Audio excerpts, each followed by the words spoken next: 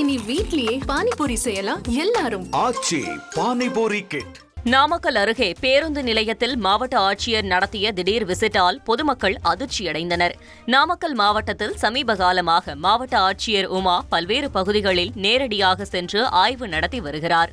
இந்நிலையில் எருமப்பட்டி புதிய பேருந்து நிலையத்தில் உள்ள வணிக கடைகளில் ஒவ்வொன்றாக மாவட்ட ஆட்சியர் உமா திடீரென ஆய்வு மேற்கொண்டார். அப்போது கடைகளில் இருந்த பிளாஸ்டிக் கவர்களை பறிமுதல் செய்து பிளாஸ்டிக் கவர், டீ கப் உள்ளிட்ட பொருட்களை உபயோகிக்க கூடாது எனவும் கடை உரிமையாளர்களுக்கு அறிவுரை வழங்கினார்.